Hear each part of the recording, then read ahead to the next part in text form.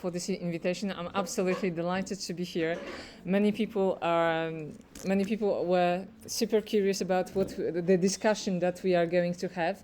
Not many people are happy, really. Many jazz musicians right now in Israel are really happy that academics and students are interested into analyzing what is going on in this extraordinary scene, which is the scene of Israeli jazz. Before I start, I'll just like to dedicate this talk and all my activities related to the analysis of music. Basically, I would like to dedicate this to people from Iran, as you see. Here, we just heard a few days ago someone who was going to be hanged for his activities against the Iranian government, and he said, "Do not cry after me. Go and celebrate. I don't want you to mourn. Play music," right? So music is something that is extremely important also from political point of view. So I'm quoting this gentleman, and I'm also quoting people from Ukraine. This is one of the first jam sessions made by Ukrainian musicians underground, and this is very particular. I wouldn't like necessarily you to hear all the details, but this is really wonderful song where Ukrainian artists are using Ukrainian folk songs to jazz. They improvise with the local songs. Well, this is you have a bit of the music. We are not going to go much farther, but this is essential. It is essential to see how the local music is really a starting point for any kind of jazz, because jazz is about an intelligent dialogue with one's culture, distantiated, ironic dialogue, but still with the culture. So what I'm going to talk about really is, this is a slightly misleading slide, because Annabelle wanted me to say something about my former work on Israeli rap.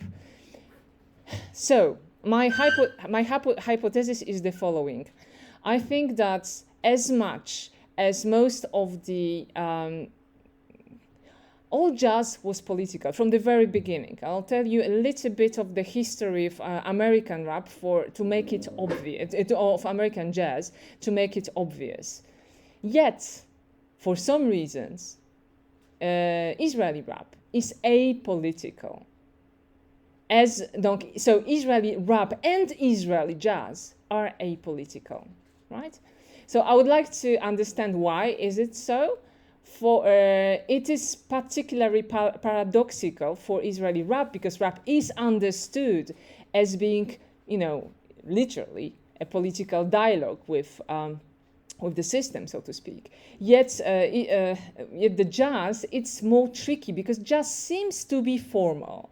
So first we have to understand how deeply enrooted in jazz are the political questions, in order to see why it might be interesting, disturbing, or maybe just temporary that Israeli jazz is apolitical.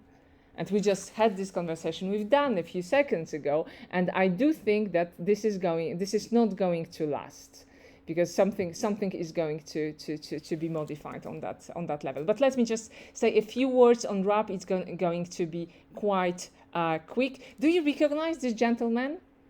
Who recognizes them? Young. Ken?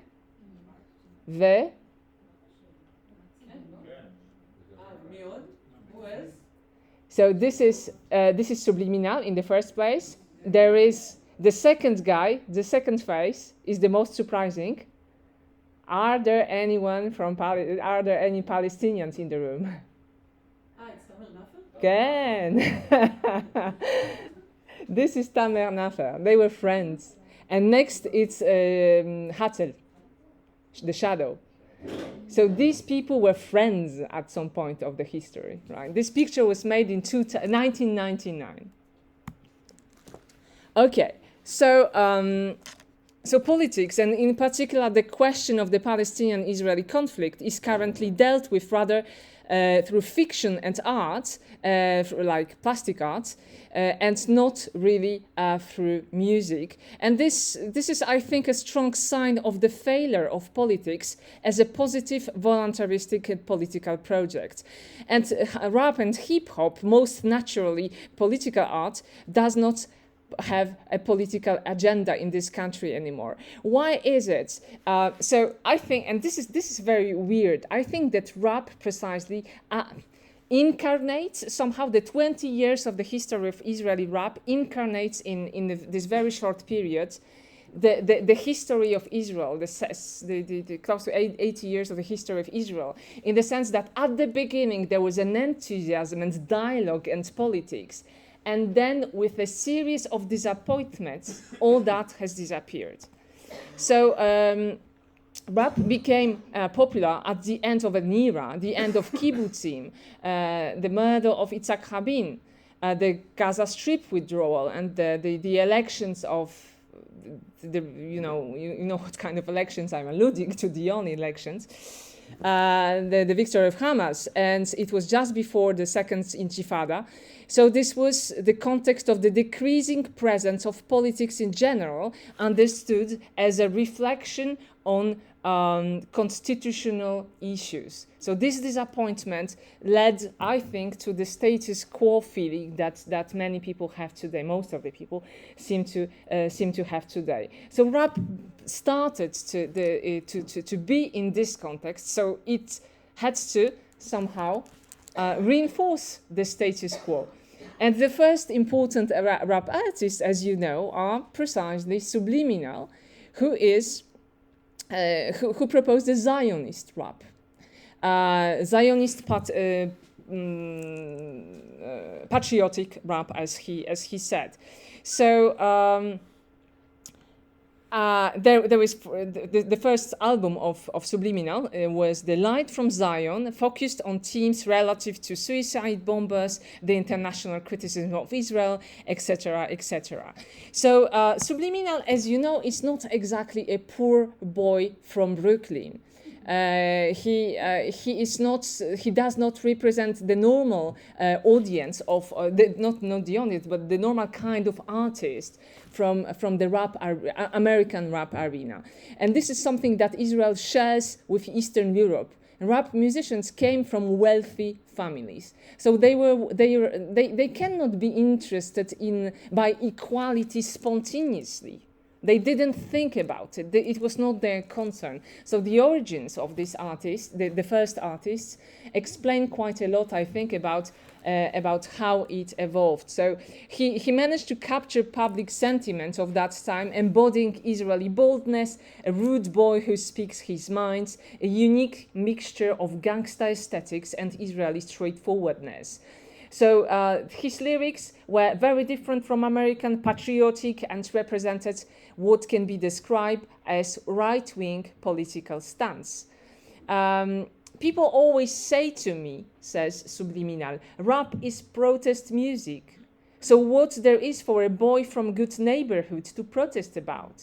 My protest songs aren't about not having enough food, but about my country not having enough pride. 2000, right? So what we see from this team founded by Subliminal is that he indeed does criticize politicians, but he criticizes them for some kind of formal classical reasons. So he would say politicians from right and left divide and rule together. Together we will survive, together, and that's all, etc. So politics is not considered as a possible project for a country, but politics is considered as something that we should. The pride for the country and the pride from the community can be done somehow without politicians. So there is this naturalistic belief in something that goes beyond politics. So at the same time, as we saw already, there is Tamer Nafar. They started. Intifada they didn't help really. and he did this. The friendship started, and Tamer Nafar started, evolved in a very different direction. So you have this movie. If you haven't seen it, it's online. It's on YouTube. Please do. It's wonderful. And all my screenshots come from this movie. Film the coexistence. These men say at this point. Yet it's a sure thing. I'm addicted to words, says Tamer Nafar in the arms of Subliminal. And here you have the shadow, right, of all people. Why can't we just go along? Okay. So during the months that followed the second Intifada, Tamer Nafar became increasingly vocal about the Israeli occupation. From an Arab friend, he evolved into a provocateur, as he says. After singing about the misery of a childhood in Lod, he started to mention more general topics like 1948, the year of Nakba, and as much, So the discussion stopped somehow. You see here some pictures still from the movie and from videos by Tamer Nafar. They sing about the Jewish soul as if the Arabs don't exist. I come from Lod, the tallest neighborhood. In his videos, Lod look either like Beersheba or like Gaza, basically. So it's really it's difficult to recognize a city very close to Tel Aviv. They would go, he's so cute, etc., etc. So here Tamer Nafar speaks about his former friendship with Jewish Israeli artists. And where he was the Arab friend, basically. So first, Nafar sang in Hebrew and in English, and then he switched to Arabic with the desire to be understood by Arabic-speaking audience. And of course, the clash between the artists on one side, the Jewish and the Palestinian artists, came with the song by Tamer Nafar. Who is the terrorist? You know this song probably. This is the song that all right-wing politicians from this country quote from time to time to remind why Tamer Nafar should not be invited to whatever. I'm not going to read the second line in red. You see what it says. So this is why it was the end of the friendship. How did the other side react? So this is Subliminal. Whoever remains a leftist needs to see a doctor and fast, right? So there were of course the Jewish Israeli artists who supported Palestinian cause. Aviv Geffen, he changed a little bit recently, but I'm not going to go back to his recent support for the settlers, basically, but. You have seen it in the news, certainly. So there is the song Innocent Criminals, Aviv Geffen and Tamer Nafar. It is said that Arabs are primitive and aggressive. We are not. Before you judge us, walk in our shoes. We have, and then Geffen responds, we have conquered the people we now fear. It is better to be afraid than to be guilty. Our hearts are sometimes confused. On one side, we have terrorists, and on the other side, we have settlers, right? Wow, I didn't read these lines for a few months, and since then, indeed, something happened. I mean, if you didn't see it, indeed, Aviv Geffen did express his support for the settlers. Then, Subliminal have seen that his support for the right-wing cause provoked a very nasty reactions from his audience. And he asked his audience not to behave in a certain way. So you can see, the screenshot from the movie I mentioned. Whoever yells, well, I'll let you read. Cut it out, your natives, not death to the Arabs, but life to the Jews, right? So he's trying to repair what he has destroyed. And this is, I mean, this is a fascinating period. So this is 2003, more or less. Okay. over the years, Subliminal gave up politics and it's over. He understood that he went too far and now he's just singing funny songs on the beach and whatever. Okay, why not? So what The Shadow does right now, you well know, so I'm not going to quote his recent prose. Okay, so just to finish this rap chapter, just a few words about some more recent mainstream rap stars. Nechinach, who does not exist anymore, now he's back to his real name, Ravid Plotnik, and Cafe Shachok Kazakh, group that does not exist either for different reasons. So the Cafe Shachok Kazakh, it is a group of two, it was a group composed of two Ethiopian singers. And why I'm even saying, and why I'm even quoting them, well, this is extremely interesting. Two guys, 24 years, 25 years, Ethiopians, in Israel 5 years ago. You know what happened 5 years ago? There was a vague of police violence against the Ethiopians. And these gentlemen, I'm not going to, yeah, this song is wonderful. You know this song. You have heard it tens of times. I know that everything is going to be sababa, right? I know that everything is going to be fine.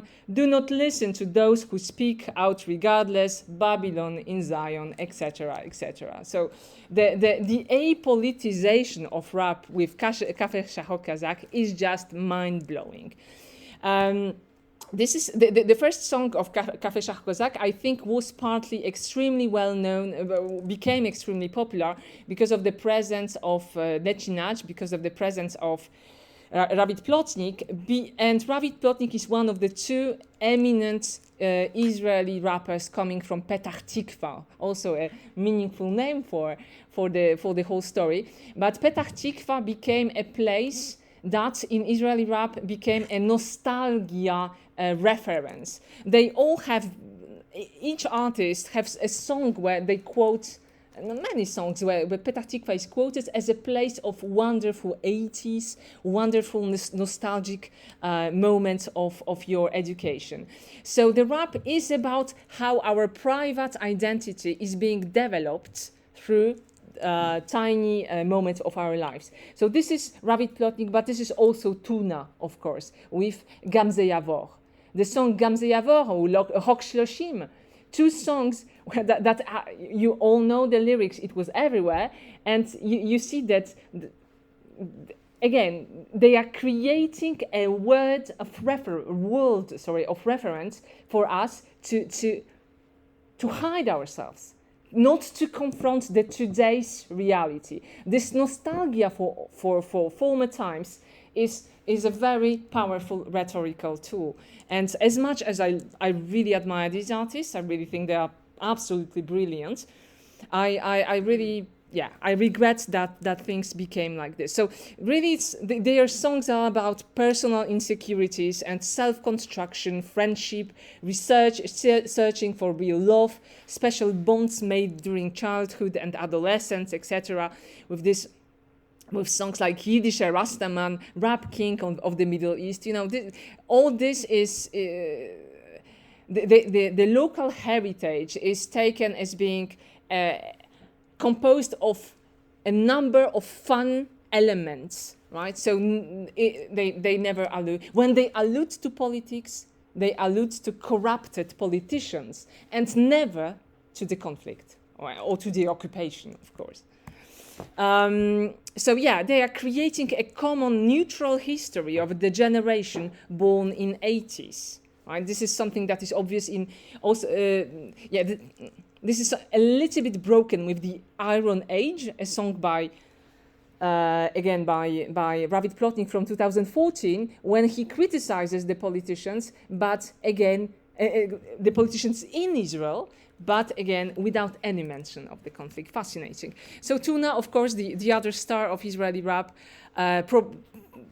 beyond brilliant. If you haven't been to his show, please go. You will just see the best artist I've ever seen on stage. He doesn't do anything. He just stands, he moves a little bit, and the crowd is on the knees. It's amazing. So this is, this is the crowd, this is Barbie. Okay, so Tuna is doing exactly the same with Gamze Yavor in particular. I'm not going to get into the details. And I was just talking with Annabella about the deep meaning of the notion of this phrase, Gamze Yavor. And yet here it is only about a broken heart story, and at some point we learned that everything passes. Samantha Fox passes. Even Shimon Peres was in love and had a broken heart, etc., etc. So this is what this song is about. In Rock Shloshim, again, the challenge towards oneself. So it's the song written for his 30th birthday. What can you give up on? How much is left to accomplish, etc., etc. And yet, there is a tiny allusion in Tuna's work to the Arab world through the song Seret Aravi. You have it's again wonderful song, because we are talking about one of the most talented artists in the country. So it is a movie that is, again, funny and playful and intelligent tribute to the Egyptian criminal movies from the 70s that you all apparently have seen in your childhood. I was preserved from this, but apparently your brains have been raised on these movies. So, Friday afternoons. Sorry? Friday afternoons when they were. I should definitely get some DVDs of it. Yeah. So this is a funny song when he speaks kind of he speaks Hebrew / English, but with Arabic accent. So it's a play with the aesthetics, and of course, so this song has been accused by Tamer Nafar, again him, of cultural appropriation, and indeed the. Tamer Nafar wrote a counter song to this. There was a battle, so to speak, in rap terms, and this song suggests again, because this is what Tamer Nafar does from time to time, suggests again that there are some links between Israeli politics and the Nazi politics. So again, the song that was very difficult to listen to for Tuna, and it only shown that it is very that Tuna and Ravi Plotnik and all these people are completely unaware of what does it mean to speak Arabic in a playful way in this country. Okay, there was some. I could say something lovely about political engagement of Israeli rap. There are many artists, Hadak Nahash, some others, but the one that is probably the most brilliant, but also the most meaningful in the sense of, in somehow philosophical sense, is of course the rap made by the Hadak Nahash, the Shirat Hashtiker. And this is written partly by David Grossman. So it is a song made, as you know, out of bumper stickers. And why do I like it? Because this song, by the fact that it makes the singer pronounce contradictory statements at the same time without the feeling of mind-blowing, so the contradiction is here. It shows the contradiction in which this art is right now, not to say Israel is right now, right? You see here is one of the example, and not the most violent one. Whole generation wants peace, no peace with Arabs, right? So at the same time, right? Okay, so this was a short story of 20 years of Israeli rap, and I think that it tells us something about the popular culture. So now I'm going back to jazz, and I'm going to try to say something intelligent, although, as you might have heard, it is super difficult for a philosopher to say anything intelligent about jazz. This is Jacques Derrida. I don't know whether you know this episode from 1997, when Jacques Derrida met Ornette Coleman. What happened? Well, a conversation happened. The conversation was very interesting. And then Jacques Derrida was invited on the stage, and he was able to speak before the concert of Coleman. And what happened? He was booed, and he was invited out, and he couldn't finish his talk. It was just a catastrophe that shows the catastrophe of the encounter between jazz and philosophy. So I'm still trying. So I hope you'll bear with me. Michel Leiris, who was a French writer and art critic, justifies why it is so difficult as a philosopher or as an intellectual to speak about jazz. Jazz is as far as possible from all sentimentalism. The black music does not sing, as they say, the eternal regrets tormenting our souls. Jazz is rather the opposite. While listening to it, we suffer a terrible regret. The one of being absolutely unable to express ourselves in such a simple and beautiful manner. The regrets of being mediocre, living a mediocre life, so flat and so ugly, facing these creatures as touching as trees. He talks about trees when he talks about jazz musicians, because he sees them as being, beautiful from the outside and yet rooted into something wonderful, into something genuine. It was a text written in 1929, as you see, and I found it really touching. Okay, jazz and politics. Well, it's funny because when I Googled just to see what Google would tell me, is that jazz is essentially apolitical. Wow, this is completely false. So don't believe Google. Okay, so what is interesting with the Israeli jazz in particular is that normally in countries that have a long history of jazz started without improvisation. It started as a music that did accompany dancing, for example, and then became more and more sophisticated through improvisation, for example. Okay? And this is not what happened here, because you didn't have this first phase of jazz. It became immediately sophisticated. There was no simple popular version of jazz.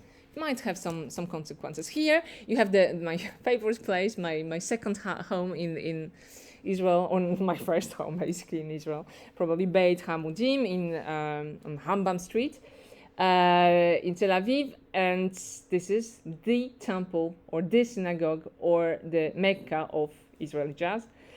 So let's take a look on how it started in the US, how it looked like in Eastern Europe, and now let's try to make sense. And at the end, let's try to make sense of the thriving Israeli scene. Are you okay? I mean, I'm talking like super fast. I hope that everything is okay. Let's go to America.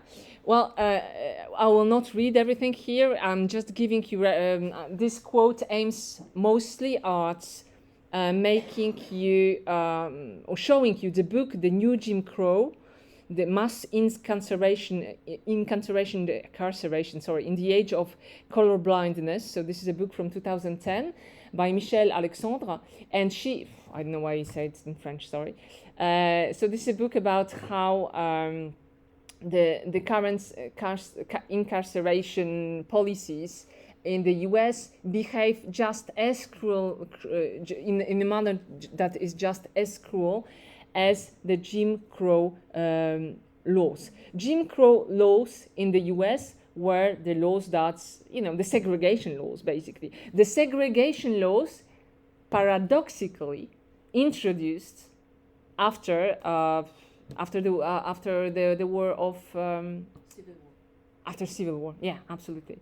So as you know, America was composed of equal individuals from the Declaration of Independence in 1776. Then apparently not everybody was equal, so there were several amendments added to the Bill of Rights that was signed in 1792.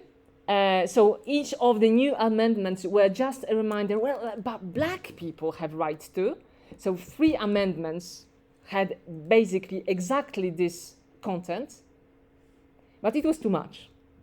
Because black people, I mean, not everyone wanted black people to have rights, constitutional rights. So this is why there was a huge backlash. And this backlash against, I mean, at that point of history, at the end of the 19th century, it seems that Americans somehow, the racist Americans, so many Americans at that time, somehow realized that indeed black people might one day be close to equality, and it should be prevented. So the racism from institutional became pervasive, right? So it is really important to see, because jazz is born at that point. Jazz is born in America when black people understood that equality will never mean anything for them, and then they have to do something else, right? So the Jim Crow laws, that's, you know, they come at the moment where the equality in the law was absolute. So New Orleans in the 1890s saw the birth of a new music designated later jazz, that was viewed as a threat to racial purity. Early attacks on jazz centered on its association with African Americans and claimed the music would produce national impurity and degeneration. Jazz was associated with the decadence, and that went along with prohibition and speakeasies. You know, speakeasies are those forbidden bars in the underground during the prohibition. Jazz accompanied barbaric and immoral dances. The music took on different meanings for blacks and white Americans. And in the first place, it was associated with fun and dancing when it was black, but when it started to become whiter, when white musicians tried to use it in other contexts, they took out entirely, as much as possible, the aspect of bodily contact. Jazz respectability was in part a matter of cutting the connection between music and dancing. Right, so this transition was linked to the jazz moves from large to small venues and moving from moving bodies to static ones. There is a change in nature from popular to high art, change in degree from degree of bodily on somatic engagement to a relatively low degree of somatic engagement, approaching the kind of sitting stillness of a classical concert. An African-derived aesthetics of vigorously active and communally impassioned engagement gradually gave way to a European-style dispassionate, judgmental remoteness. Right. So again, I'm just going to quote this gentleman without reading the whole quote. This gentleman is the first African American philosopher who did something that French-speaking thought did later with Frantz Fanon, and he fundamentally remarked that Black American mind is a divided mind. Black Americans not only, well, they see themselves for what they are from themselves, and they constantly see themselves for what they represent for other people, right? There is a strange meaning of being black here at the beginning of the 20th century. So a black person feels his two-ness. He has two personalities, an American and a Negro, two souls, two thoughts, two unreconciled strivings, two warring ideals in one dark body. So again, this is where the jazz was. This is the background in which jazz was born. Okay, but this is the beginning of the century. Now, as I said, we are going to the 50s. Jazz became something completely different it became a propaganda tool for free America against the Soviet Union. Because indeed, in Soviet Union, jazz was not exactly very much promoted. It was not in Eastern Europe. It was very popular, but not in Soviet Union. So there was an instrumentalization of the fact by the American government that since we are an equal country where black and white citizens are the same, and black citizens brought us this new music is going to be our soft power outside, right? And this worked a little bit in France. This worked a lot in Western Germany, where American influence was huge. So this is very, very interesting. And you see here Will Conover, Voice of America, Just Our, only in such a society, and our is the best example I know, could just be developed structurally, is a democratic music. People from other countries in other political situations detect this element of freedom in jazz. There isn't any elaborate reasoning process involved. They can feel it emotionally. They love jazz because they love freedom. And this is something that has been criticized by a very interesting author, Fumi Oki, where she says that this conception of individualistic democracy is, again, a conception that belongs to propaganda and not to the reality of the democracy as such. Because democracy narrative recognizes a collective in jazz, but it misconstrues the complex, contradictory, irresolvable relations as a harmonious resolution to do what one wants, as long as one is tolerant. So for her, and I think that she's quite right, jazz started to symbolize for the American propaganda the possible consensus of any kind of political discussion. Oki is trying to show that it's not necessary, jazz is not necessarily about consensus, that we have to recognize the dissensus too. How am I? Okay, so what is the political model behind the jazz? Is it individualism or is it a collectivism? Well, I think that both are true. I think that the individualism that is linked to the emancipation that started with Descartes, and when in philosophy, but started in Italy with people like Caravaggio or even earlier Da Vinci. This is something that this individualism was something that we absolutely needed to emancipate ourselves. Okay, but yet this is not an individualism of someone who is independent or someone who is somehow alone against community. This individualism goes with the recognition of our interdependence, and just indeed with the trust that you have to have towards your fellow musicians when you improvise or when you let them improvise. Jazz just shows that the trust is a the trust and the conviction of this vulnerability that we all have. This is something that is essential to jazz and to democracy, say in particular Fumi Oki and says me, basically. Okay, so this is what I just said. And yes, it's probably true that Israelis not only share the American ethics of individualism, they also celebrate the national identity built on welcoming immigrants. Few societies could better prepare a young musician for New York's polyglot onslaught.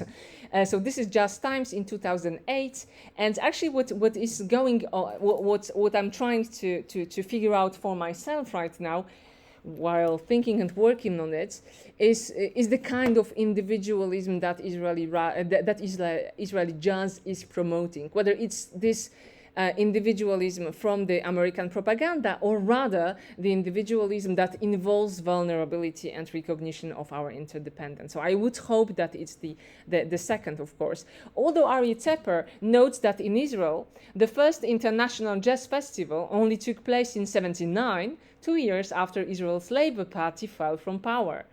As Israel started to privatize its economy and personal freedom emerged as a value alongside dedication to the collective, jazz received official recognition and institutional support.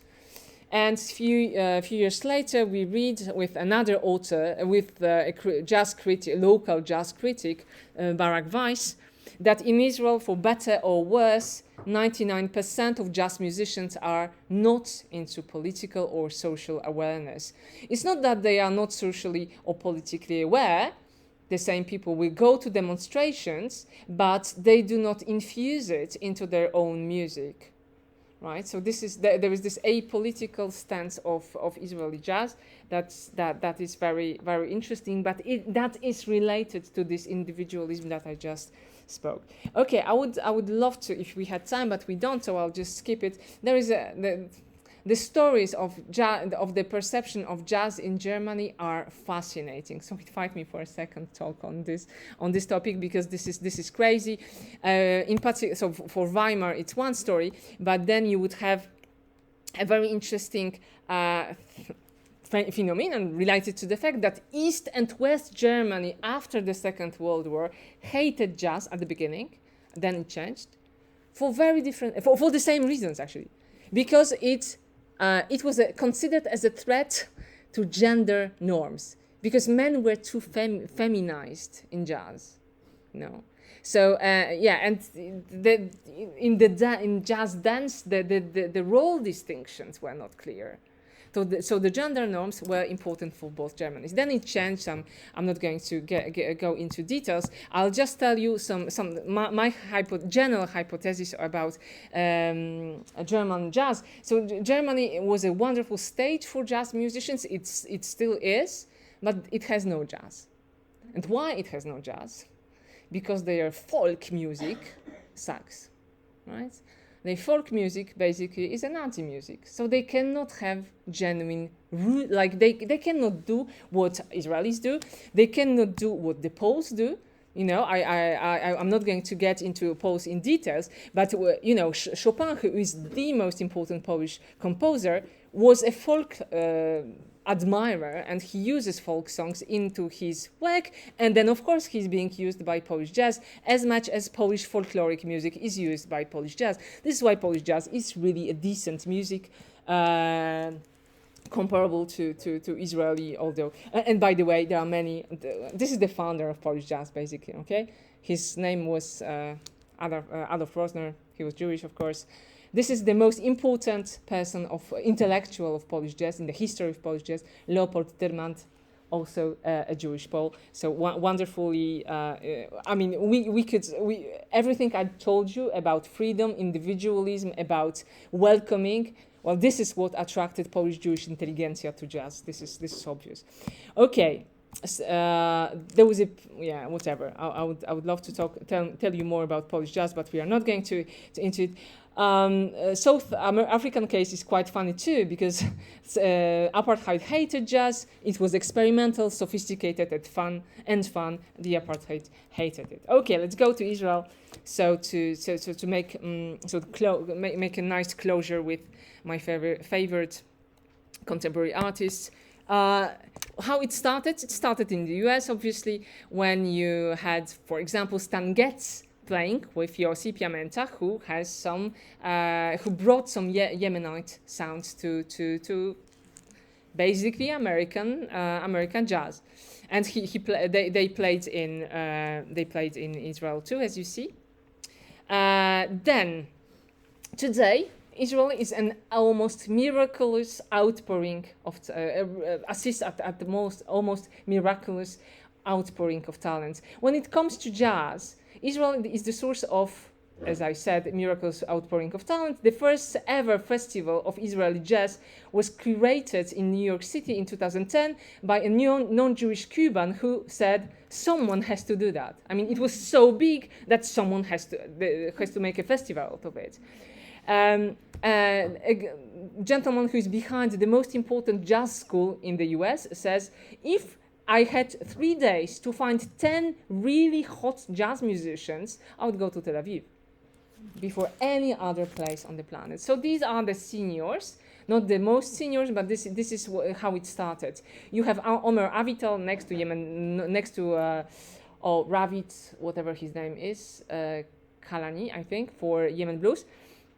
You have the 4 Cohens, so the family of 3 Cohens, and the other Avishai Cohen. These are the most important senior jazz musicians in Israel who were addicted to jazz by someone who is called, by this gentleman, Arnie Lawrence, who made an aliyah at some point in the 80s, I think.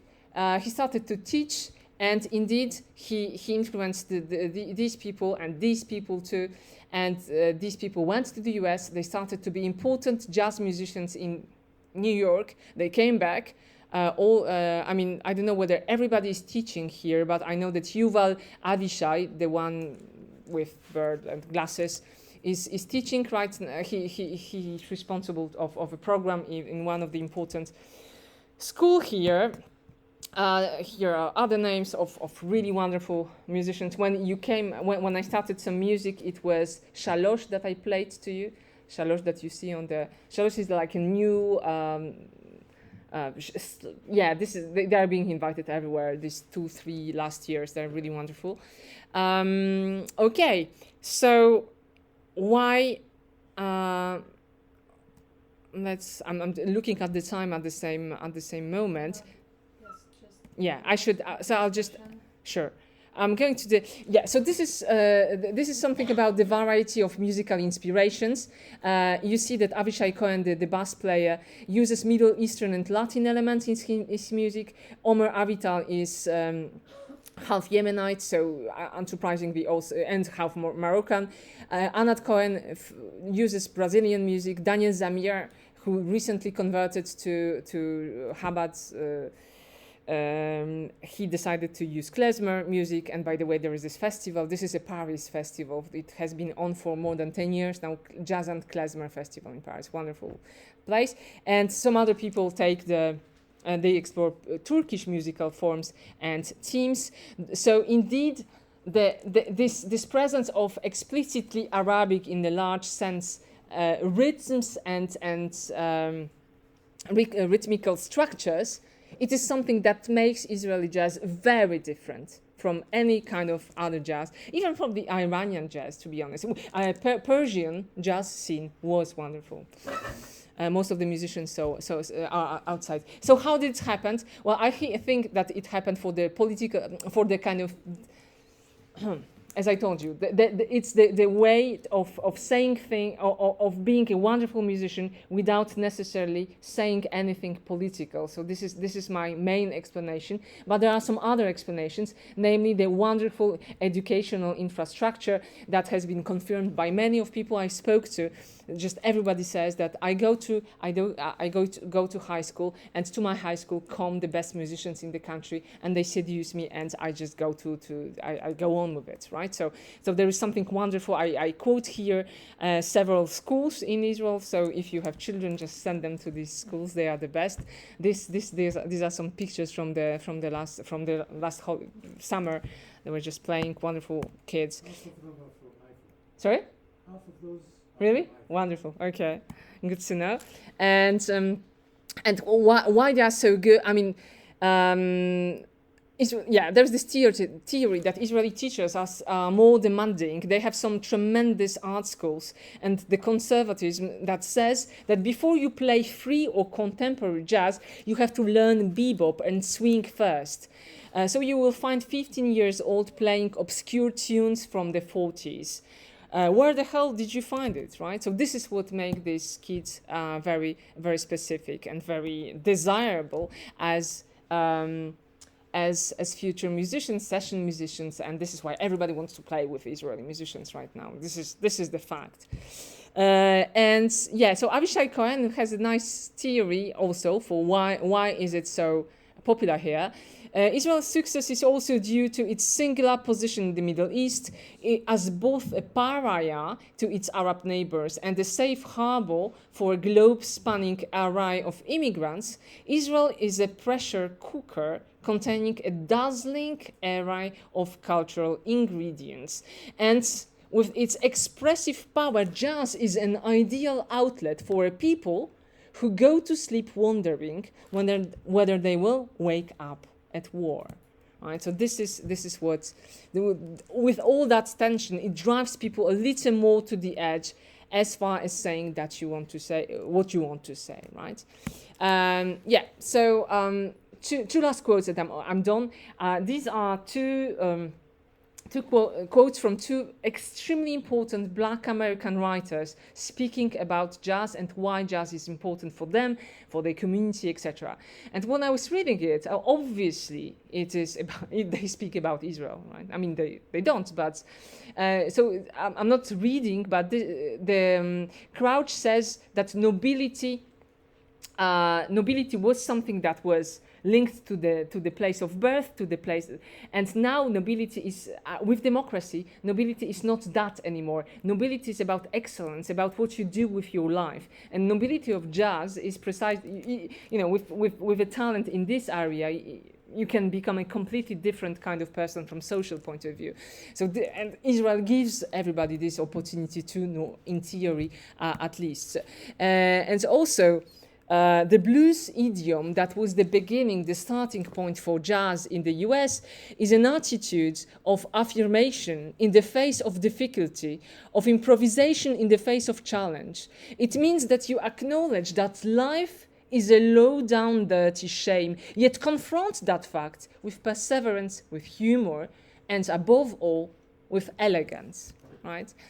I could just finish with a very nice. So this is why there are strong similarities with the reasons why jazz was important for Black Americans, and the reasons why jazz is important in Israel, because it corresponds somehow to what Israel is, right? And then there is this very nice idea of Ari Tepper, who says that jazz is about improvisation. Of course, jazz is about improvisation from the standards. Well, midrashim are also an improvisation, starting on the standard, which is Bible, basically Torah. So there is something very common between the midrashic spirit and jazz. So he suggests that John Coltrane and Maimonides, it's basically the same family of two guys trying to figure out what are the best things that they can do with something that they have been given, but this given is not satisfying, and this is absolutely a fascinating attitude. Okay, so I'm done. This is just a series of places where you can listen to jazz in different cities of this country. I certainly missed many of them. I just know about one place in Haifa, so certainly I'm not in the best position here. My entry drag, my first place is the place that you have in the middle. It's a Beersheva place, because I spent some time in Beersheva. I love this place. And Ashaman's Man, and then you have some Tel Aviv, whatever. Thank you very much.